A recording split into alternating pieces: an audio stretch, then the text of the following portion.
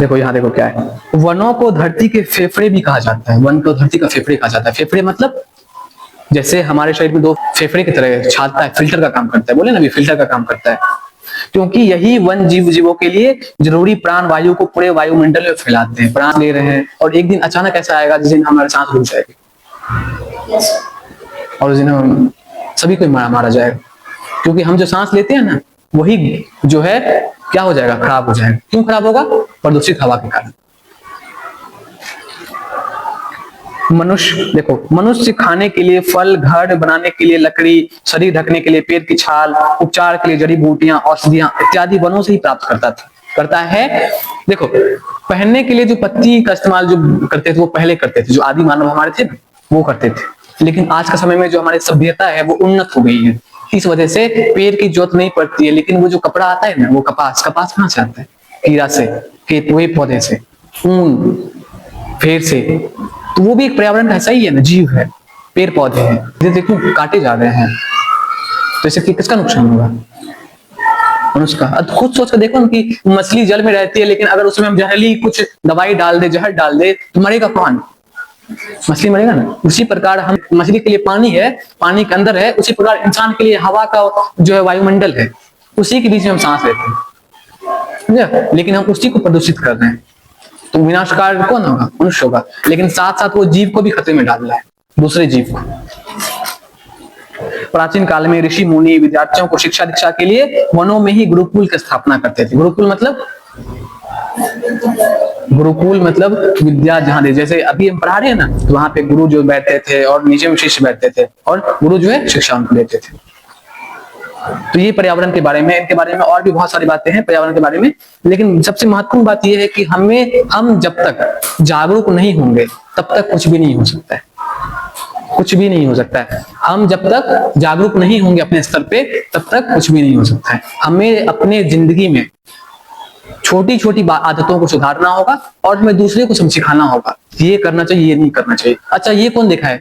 Robot 2.0 movie देखा है तुम सब?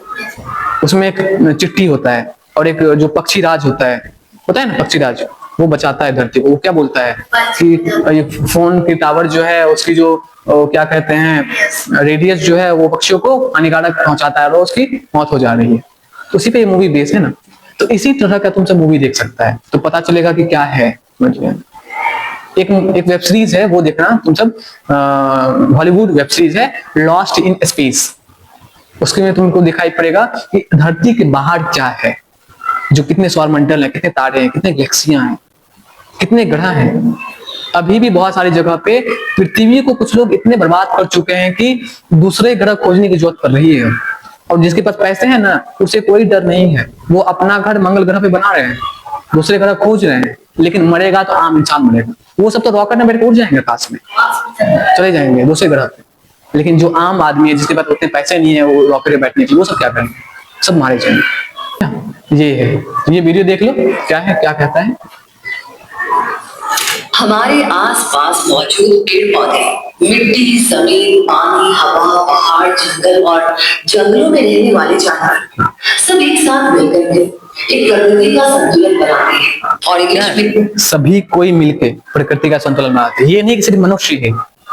पर्यावरण में रहने का मतलब सिर्फ मनुष्य के अंदर में नहीं आता है। हमारे दिमाग में हमेशा ही बैठाया जाता है कि इंसान ही सब कुछ है। नहीं है, सभी जीव जरूरी है, सारे जीव, चाहे वो इंसान हो या दूसरे पशु पक्षी हो। छोटे से छोटे कीट पतंगे होते हैं ना, वो भी पर्यावरण का एक हिस्सा होता है। मनुष्य किसी भी केंद्र में कभी भी नहीं, सभी जीव मिलकर पर्यावरण बनते हैं। इसे हम कहते हैं इकोसिस्टम, जो सबसे ज्यादा पॉपुलर टर्म है।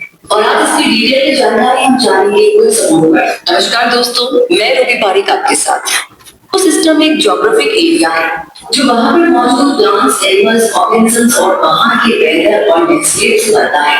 ये सब साथ मिलकर एक बबल ऑफ लाइफ बनाते हैं और बनाता है जीवन। इकोसिस्टम बायोटिक या लिविंग थिंग्स और अबायोटिक या नॉन लिविंग थिंग्स को मिलाकर बनता है। बायोटिक फैक्टर्स में आते हैं प्लांट्स, एनिमल्स और दूसरे ऑर्गेनिजम्स। वहीं अबायोटिक फैक्टर्स में अक्सर मिट्टी, पानी, टेम्परेचर और ह्यूमिडिटी आदि गिने जाते हैं। इकोसिस्टम की शब्द या टर्म सबसे पहले कॉइन किया था इकोलॉजिस्ट आर्थर टैक्सली इसमें क्या था, अर्थर टेस्ली ने। इकोसिस्टम को लिविंग और नॉन लिविंग चीजों के बीच बैलेंस या तालमेल के तौर लिविंग थिंग्स मतलब जो जिंदा है, और नॉन लिविंग थिंग्स मतलब जो जिसमें जीवन नहीं है, जैसे पेड़, जैसे पहाड़ हो गया, ये सब।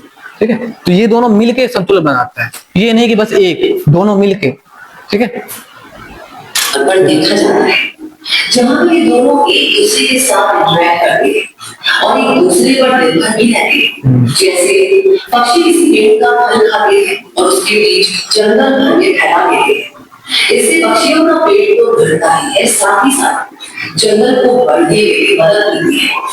लार्ज स्केल पर देखें तो सभी जीव जंतुओं का सर्वाइवल टिका हुआ है नॉन लिविंग थिंग्स पर, और इस तरह प्रकृति में बना है काफी संतुलन।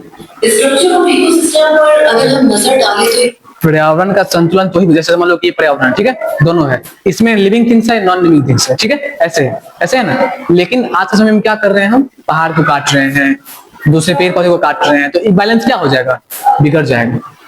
बैलेंस बना रहेगा तो ही हो सकता है सब कुछ, जिंदगी हो सकती है, यहाँ जीवन हो सकता है। जैसे बैलेंस बिगड़ा, क्या होगा, विनाश होगा, पूरा विनाश होगा, और धरती मिट जाएगी, पूरी तरह से मिट जाएगी। ये दो मेजर पार्ट्स में डिवाइडेड है, बायोटिक कंपोनेंट्स और अबायोटिक कंपोनेंट्स। बायोटिक कंपोनेंट्स में plants, animals, micro organisms, aquatic plants और सभी लिविंग क्रिएचर्स को दिया जाता है, और इन्हें भी कई कैटेगरीज में बांटा। ठीक है, फिर तो आज हम यही तक रहने देते हैं। ठीक है, और अगले दिन जो है पर्यावरण के बारे में और अच्छे से बताया जाएगा। ठीक है, डिटेल से। तो आज हम क्या सीखे, पर्यावरण के बारे में क्या सीखे? हाँ, पेड़ पौधे, प्रदूषण नहीं फैलाना चाहिए, और सबसे बड़ी बात यह है कि हमें अपने स्तर पर जागरूक होना चाहिए। हमें दूसरे पे भरोसा नहीं रहना चाहिए कि देखो वो गंदगी फैला रहा है तो हम भी काहे फैलाएंगे, ये नहीं। हमें अपने स्तर पर सुधार करना है, तो ही दूसरा कोई तुमसे सीख सकता है। तुम्हारे घर में होंगे ना छोटे छोटे जो बच्चे हैं, जो भाई बहन है ना, तो वो सब कैसे सीखेंगे, तुमसे ही सीखेंगे ना।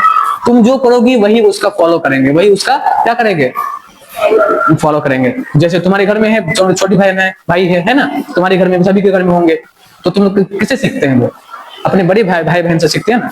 तो हमें अपने स्तर पर सही करना है। ठीक है, दूसरा को हमें बताना है कि हमें पर्यावरण के प्रति जागरूक रहना है। ठीक है, तो आप सीखे ना पर्यावरण को कैसे बचाना है। ठीक है, दूसरे दिन फिर मिलते हैं। ठीक है जी।